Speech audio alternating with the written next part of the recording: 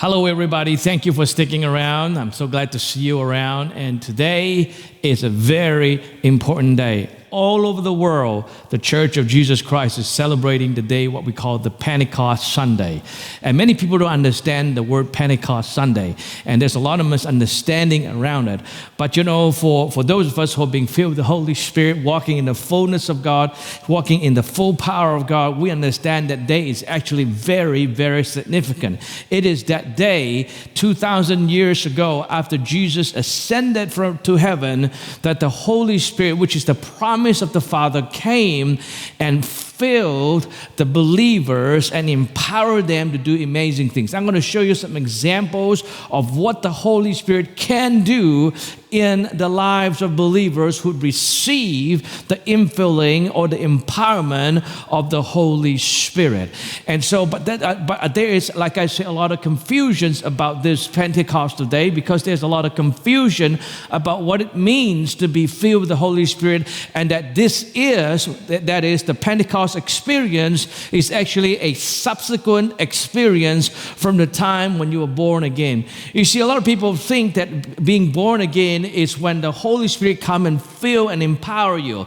That cannot be further from the truth, because being born again is just one experience of being regenerated in the Spirit, but being filled with the Holy Spirit on the day of Pentecost, as in the days of Acts, is actually a subsequent experience.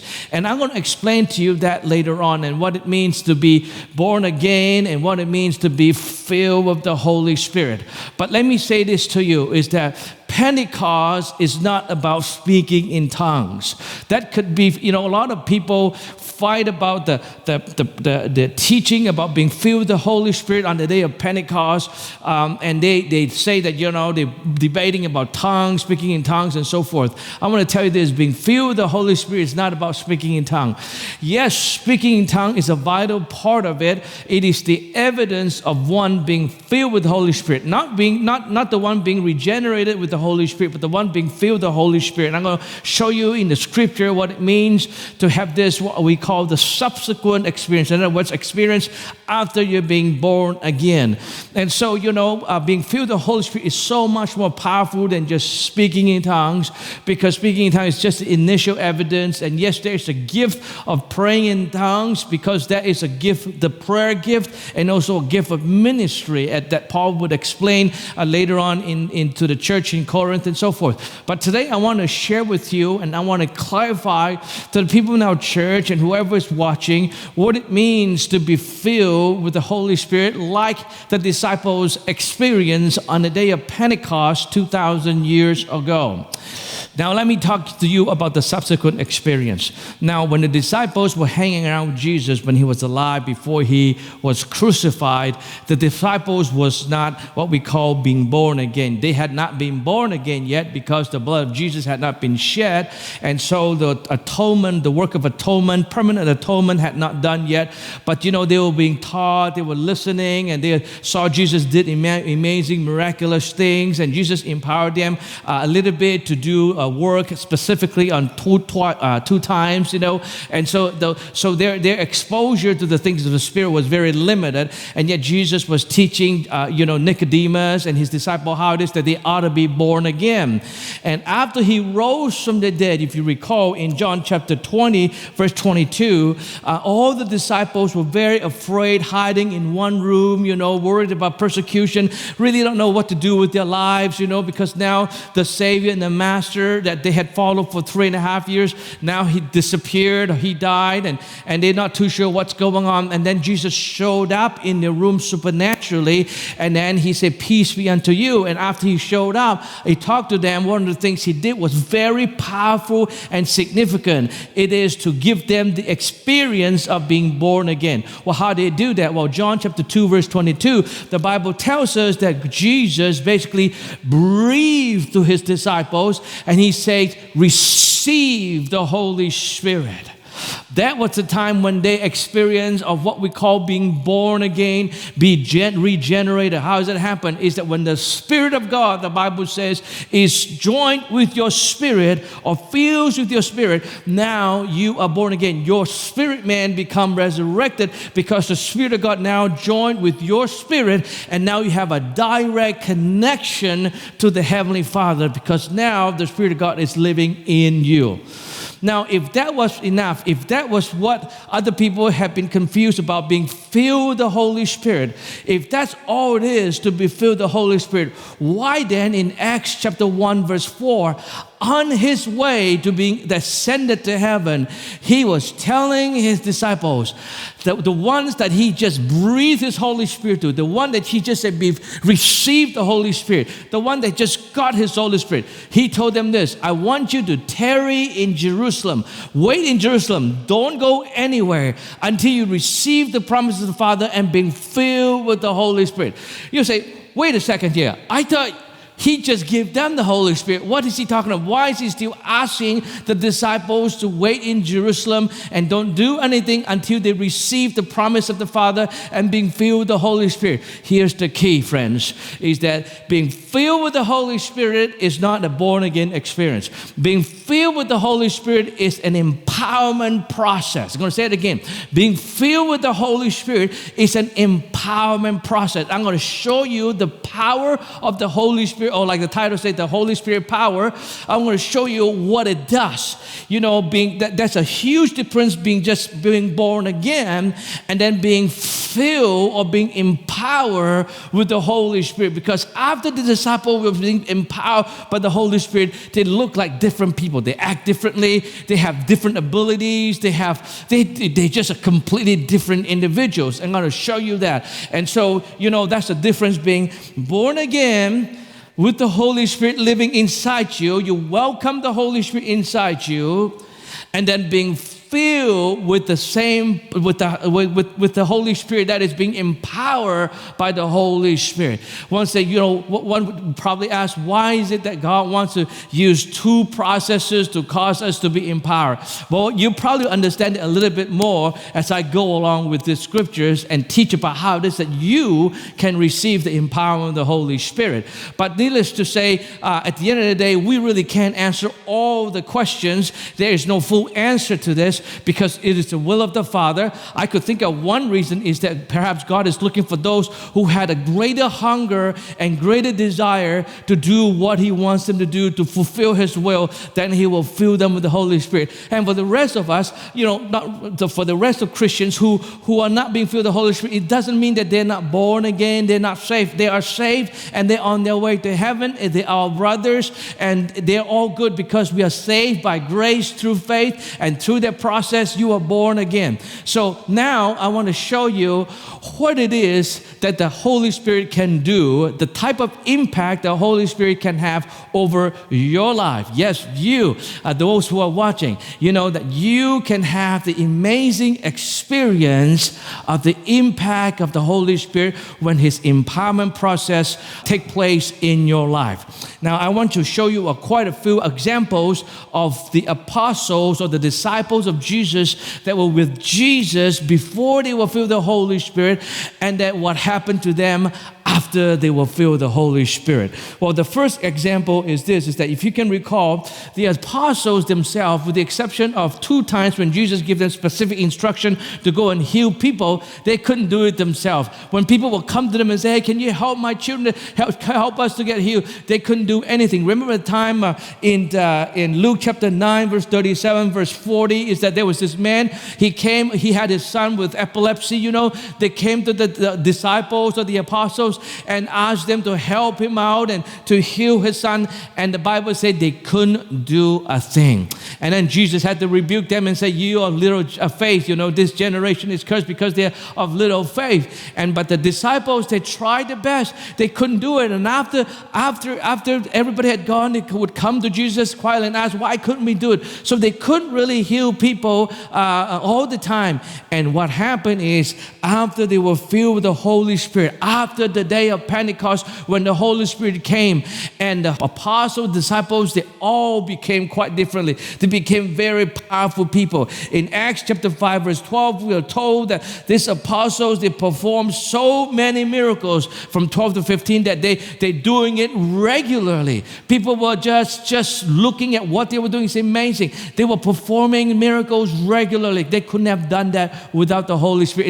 In fact, in chapter 5 verse 12, we were told that even the shadow of Peter would be able to heal people. Wow, that's powerful stuff, my friends, And Peter's shadows couldn't do anything except to scare himself, in the past. But now he's been filled with the Holy Spirit. Oh, the power of God just transformed these vessels into a dynamite, a powerful vessel of God, and to be able to preach the gospel, to heal the sick, to bring people to the Lord. Another example would be, before they were being filled with the Holy Spirit, these disciples, they were very scared. They were always very afraid. That's why they denied Jesus. They headed for the hills, when Jesus was being betrayed, they would be making all kinds of promises and saying, oh, Jesus, we're going to die for you. As soon as Jesus was arrested, everybody took off, and with the exception of John the Beloved, everybody took off, and even Peter, he denied Jesus 3 times, and they were scared, they were afraid, and after Jesus was crucified and buried before his resurrection,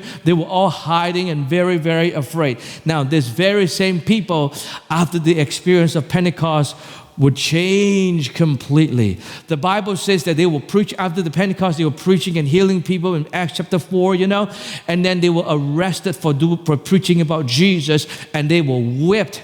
And you think that they would be so scared and run home to mommy or run home and not do this anymore. But in Acts chapter 4 verse 29, they were actually praying to God for more. For more. These are the same people that were very scared before, and now they're praying for more. They're praying that God to enable them to have more boldness, to continue to preach this gospel, and that they counted a reward, they counted a joy to be able to suffer for Jesus. What happened? Where did this boldness come from? What's this changes? Well, friends, it's the impact of the Holy Spirit. Do you know that God wants to do the same thing with you and I? He wants to fill you and empower you today. That's right. Today, He wants to empower you so that you can also heal the sick, because He had commanded us when He commissioned us to go and preach the gospel is that we should lay hands and heal the sick and cast out demons. And that's one of the assignments, is to heal the sick. But you can't do it like the disciple couldn't do it until they will feel the Holy Spirit. And that's what Jesus told them. You wait. Don't go and fulfill the commission just yet. Yes, I gave you the commission, but don't do anything yet. Wait in the Jerusalem until I give you the power of the Holy Spirit, until you empower, then you will be able to preach the gospel effectively, and then you will be able to heal people and be bold in doing all that you do. Now, let me give you a few more examples of the power and the impact of the Holy Spirit that you too can experience. Before then, we all know that they were really uneducated, bunch of fishermen, and, some of them were a little bit educated, tax collector and all that. But, they're really not well versed in the Word of God. And they don't know what they're talking about. They're very not well versed in the Word of God. And after they were filled with the Holy Spirit, the Bible tells us that, this same people now able to have a conversation, in fact, a debate with the Bible scholars and religious leaders. Some of you haven't had much education. You feel like you have been to Bible school, therefore you can't serve the Lord. You're not studious in studying the Bible, and therefore you can't serve the Lord. You feel like you're not qualified. Friends, I want to tell you this. When the Holy Spirit come upon you, He will enable you and give you supernatural wisdom and supernatural words to say. You recall in Luke chapter 12, verse 11 to 12, Jesus already told the disciples this, is that when He's gone away, when the Holy Spirit come, and when they're being brought to the synagogue to be questioned, they should not worry about what they should say. Let's read it together. Chapter 12, verse 11 to 12. Jesus said, when you're brought before the synagogues, rulers and authorities, do not worry about how to defend yourself or what to say. Verse 12, for at the time the Holy Spirit will teach you what you should say.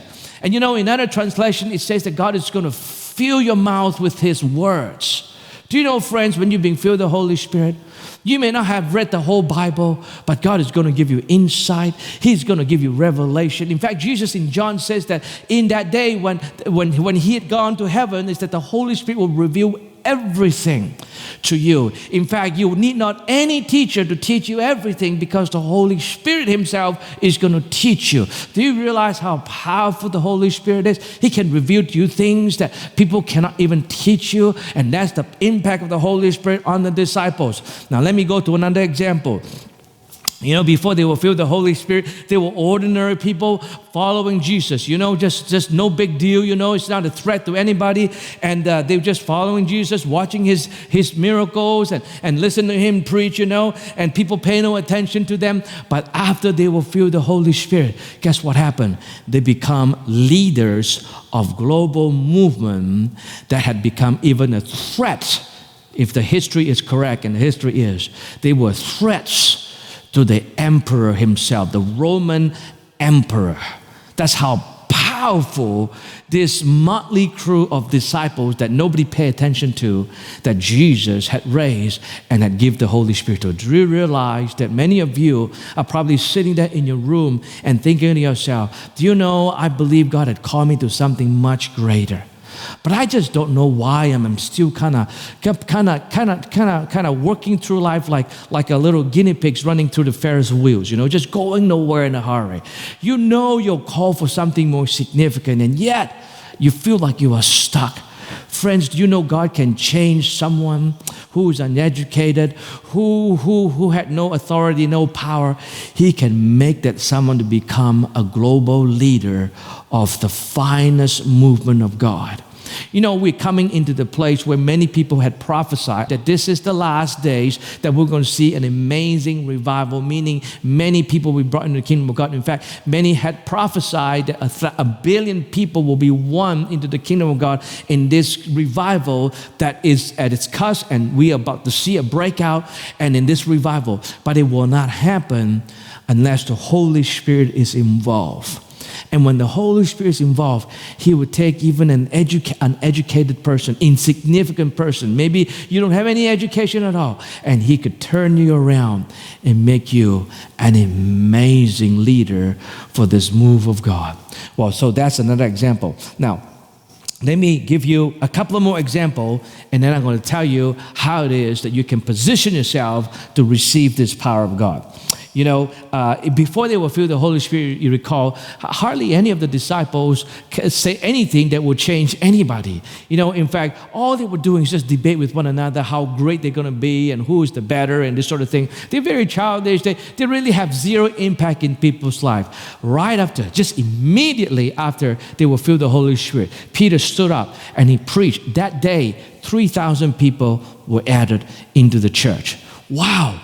What an amazing orator. You know, people thought, wow, how could he persuade 3,000 people, you know, coming from all over the world, speaking different languages. They are wealthy and influential. And how is this disciples that nobody respected? They were fishermen. They were just ordinary people. How is it that they were able to change and transform to be able to speak and immediately change the mind of 3,000 people so that they gave their life to Jesus? Well, you know, the power of the Holy Spirit can do that to you. And today He's looking for candidates that He can do that too, that you can become an amazing orator for the kingdom of God.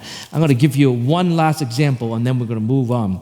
Is that, you know, before they were filled with the Holy Spirit, these disciples, they were all living in regrets and failures. You know, after Jesus was crucified, many of them probably are very regretful and feeling like a failure, because all of them literally headed for the hills, with the exception of John the Beloved, and they didn't stick around. They didn't stay loyal to Jesus, especially during the harshest time of Jesus. They all left, and they probably felt guilty.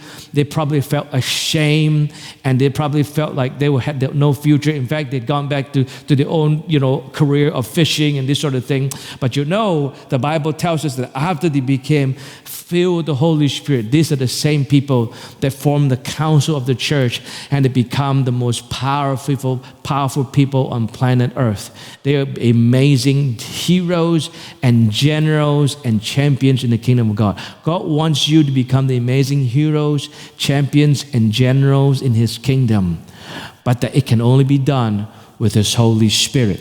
Now, how is it that we can be filled with the same power and be impacted with the same power in the same degree? Well, the good news is that God wants to do the same thing for you today, and that you can position yourself to be the candidate to receive the infilling of the Holy Spirit. You know, a lot of people said the infilling of the Holy Spirit is speaking in tongue, and as soon as they speak in tongue, they stop. But there's really no evidence of the power of God except just speaking in tongues. If that is the case, if being filled with the Holy Spirit is speaking in tongue, I would suggest forget it. Don't worry about it. You're going to have it anyways. Why put in the sweat? You know, why being filled with the Holy Spirit? If you just want to speak in tongues, don't pursue the Holy Spirit. In other words, don't pursue tongues. I just don't understand why tongue has become such a contentious, controversial part of being filled with the Holy Spirit. Do you realize that among all the churches, that whether they believe in the Holy Spirit, being filled with the Holy Spirit with the evidence of speaking in tongue or not, this is really the most contentious issue, speaking in tongues. They believe almost everything the same except the tongue portion. And unfortunately, the devil had so successfully distracted us from what is the most important to what is just a small portion of what it means to be filled with the Holy Spirit. You know, being filled with the Holy Spirit is beyond just speaking in tongues. Being filled with the Holy Spirit is just having an impact that I show you just now. And you can be filled with the Holy Spirit. Yes, you will be able to pray in the Spirit. It is a prayer language that God is going to enable you to pray and cause miracles, signs, and wonders. And it's going to edify you. It's going to lift you up, it's going to encourage you, it's going to fuel you, it's going to charge you up. But you know, that's just one portion of being filled with the Holy Spirit. The other portion is really to manifest the power of God. Now, how is it that you can position yourself to become candidates to receive this infilling of the Holy Spirit? Some of you have been speaking in tongues, but there's really no power demonstrated in your life. That's not the will of God. And you wonder why. Why is it that I'm filled with the Holy Spirit? I even spoke in tongues. It's like my life is no different from the people in the world. I'm going to show you why today. And I pray that by the end of it, we will position ourselves to say, God, I want you to refill me. I want you to fill me again. I want you to empower me. I want you to give me that Pentecost experience again, like in the days of Acts, so that I can be an effective vessel for you. Now, if you want to be filled with the Holy Spirit, you need to know that the Holy Spirit is going to come and fill and change life and impact you for only one purpose. That's it. One purpose. Nothing else. It's only one purpose. He's going to come and fill you for only one reason. You see, the Holy Spirit is not a power for you to exercise to use. Do you know the Holy Spirit is not your personal genie? It is not for you to use so that you can enrich yourself, so you can get ahead yourself, so that you can, fulfill your dreams and your plans and your purpose. No, the Holy Spirit is God.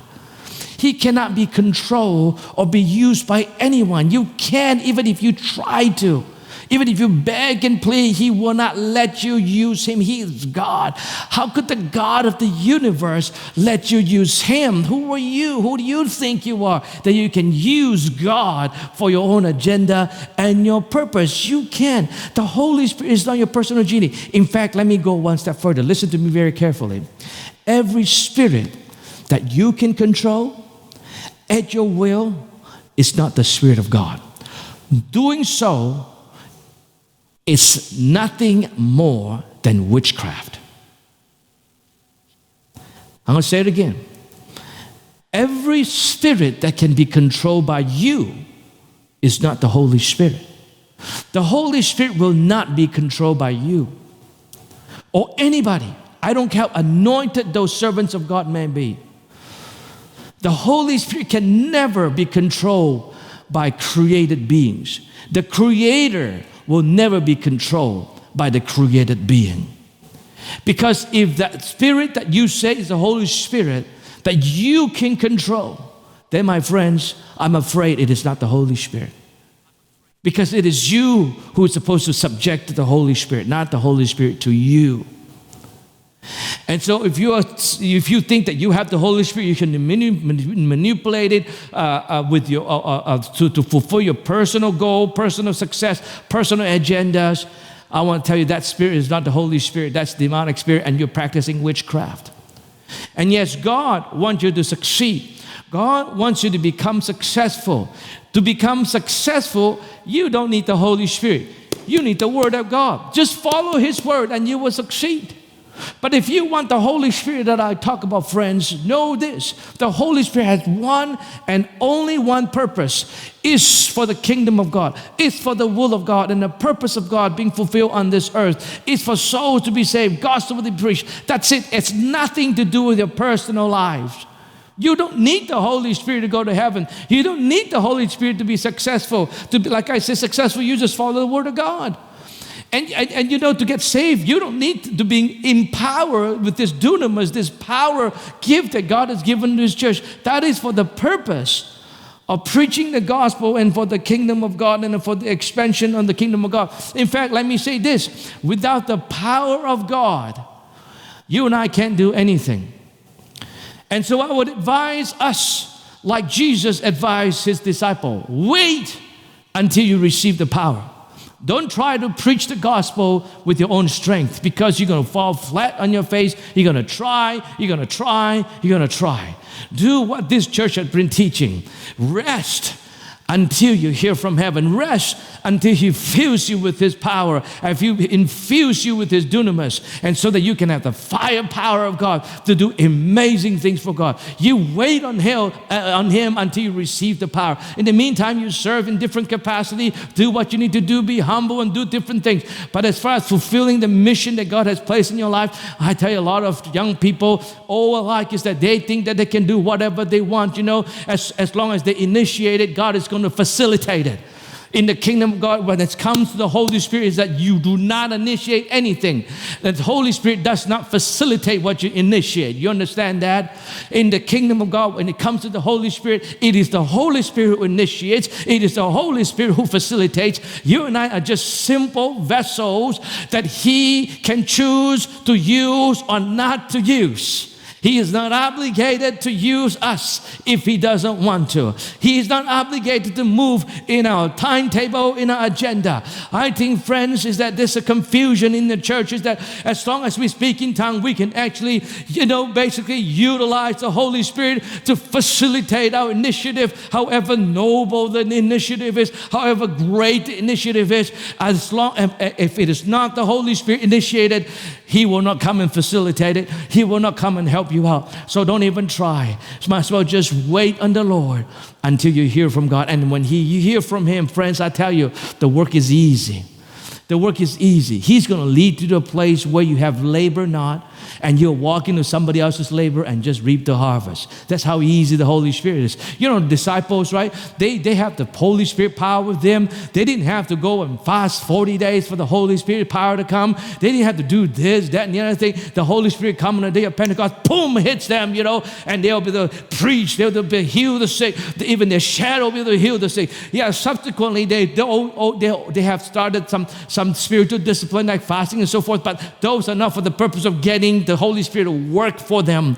The Holy Spirit will never work for you. But anyways, in every move of God, genuine move of God, they were never initiated by one person, by one group, by one church. Never. Every single move of God that we know of always have God already orchestrating millions of people doing different things before it happens. Let's take the Azusa Street revival that we are celebrating today, the Pentecostal revival.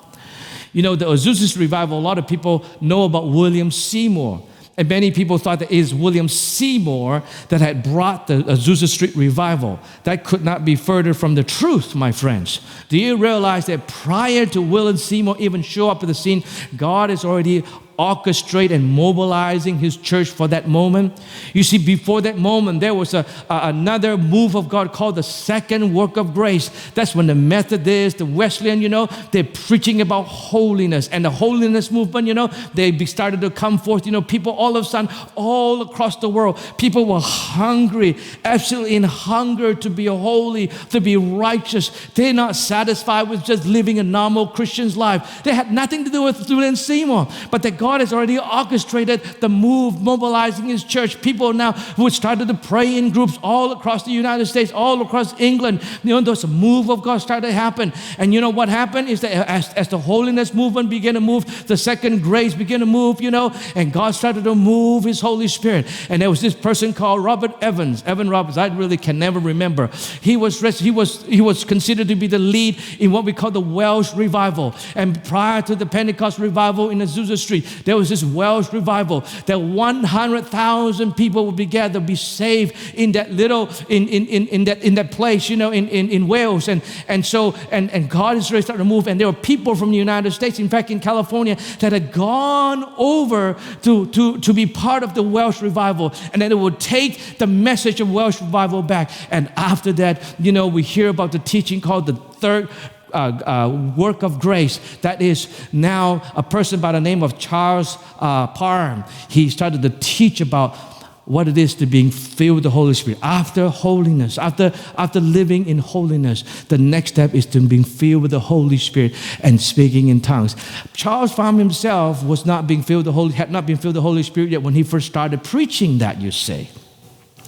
And guess what? While he was preaching that, there was this one black man, half blind, because he was hit with chicken pox, and so his eyes was half blind, but he had such a hunger for God, and he wanted to know about this third work of grace, and so he would be sitting and listening. And later on, him and Charles Parham together, they went preaching together. And there was a lady that was in the audience in one of the services they were conducting, heard about it, so she wrote to William Seymour to come to California, and then the rest of history.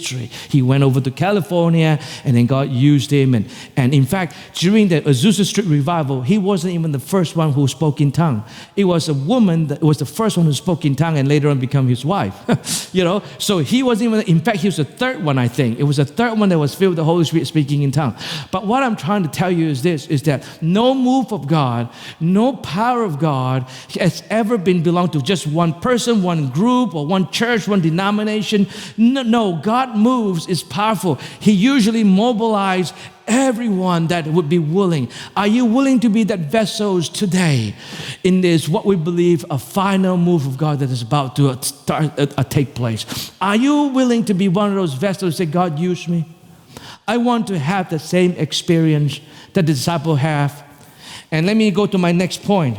The reason you want to have that is because there is a deep compassion in your heart for the world that is broken, for the people that are broken. The only reason why the Holy Spirit wants to fill you is because you have such a compassion to finish the commission that God had commissioned His church.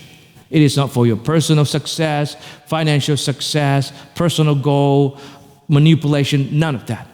It is for you to have such a compassion. You say, God, I want to fulfill your call. I want to do what you call me to do, and I'm willing to. I'm willing to be that vessels, and I don't want to manipulate you. I want you to have full control over my life. I want to be in total surrender to you. Then you're in the position to receive the empowerment of the Holy Spirit. Only when you're in full surrender. Even if it's a good thing, if it's not a God thing, you're willing to lay it down. That's right. You're willing to lay it down. And that you're willing to wait until God says so. Even if it's a good thing, even if it is a godly thing, meaning healing the sick, pray for the sick. Jesus, He didn't pray for everyone who was sick. You say, oh, that's not true. He prayed for everybody who come to Him who was sick. Do you remember that He was at the pool of Bethesda? And that He healed this man who was lame? Do you know the Bible said at the pool of Bethesda, there were 5 colonnades of people. There's a lot of people. They were sick, waiting for the pool to be stirred. Jesus picked one person and healed that one person. He didn't heal the rest. You say, why not? I don't know. I don't know. That is His will. Even Jesus would tell us He would only do what the Father is doing. He will only do what the Father tells Him to do. Do you want to receive the Holy Spirit? You and I need to be at the same place of absolute surrender.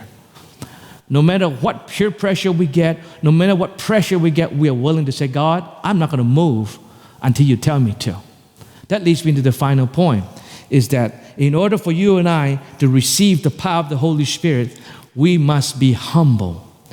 This power that God is making available to us is only available when we are humble. Recall in 2 Corinthians chapter 13, Paul the Apostle said this, God said to him, my strength, my power is made perfect in your weakness. And Paul then responded, therefore, I will boast in my weakness. I will boast in my insults. I will boast in the limitation I have, because it is in that weakness that God can use me. In that weakness that His strength, His power can explode in my life. You want the power of God to explode in your life? Then you need to come humbly before the Lord. You need to come to the point where you realize that you are inadequate in anything and everything, even with the gifts and talent that He'd given you. You need to come to the place and say, God, I am inadequate. I am useless without your power. Yes, I believe in positive thinking. I do believe that. And we encourage people to think positively. We encourage people to think, God is amazing and that He had caused them to be amazing. They're special. They are. That's why Jesus died for them. But make no mistakes. This is not the same as boasting your ability, having confidence in yourself, having confidence in your own ability. You want the power of God to move in your life? The sure way is to focus on your inadequacy and lean desperately on His amazing power. And He will make you an amazing champion and general of faith. I hope you have that desire right now, even as I'm speaking.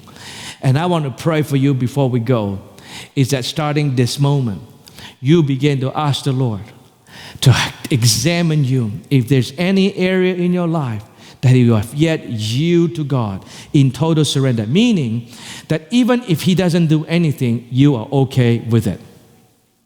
A lot of people are only willing to surrender if God moves in the direction of their agenda. That's not surrender. That's just tricking God, right? Oh, God, I surrender, but you actually have your own agenda. That's tricking God. That's not surrender. Surrender means, Lord, even if the outcome doesn't turn out to be the way I had expected, I wanted, even if I'm fully, totally disappointed with what had happened, I am in absolute surrender and say, God, you have control. Recognizing your weakness, your inability, before the Almighty who created the whole universe. Recognize that it is not you who initiate and He facilitates. It is Him who initiates, Him facilitates, and that He will decide if He wants to use you. I hope you're blessed today by this word, and let me pray for you quickly and then I'll let you go. Heavenly Father, I pray in Jesus' name, Holy Spirit, that you will examine our hearts today. In this season that we're recalling the great Pentecost moment in the book of Acts, and also during the Azusa Street revival, that Lord, may there is such a compassion so deep in our heart for the broken world, that we want to be the vessels to be willing to use by you. And in that same compassion, that we have this deep understanding of our inadequacy, and that we're crying out to you to help us, to direct us, to show us how we can be used by you to heal the broken world we're living in, to touch the broken people that are around us. Oh, Father, we can do so little. Our words can do so little. We depend on you. We need you to heal this land. We need you to heal our hearts. We need you to use us, or whoever you want to use, to see that our land be healed, people being brought in your kingdom. In Jesus' name I pray. Amen.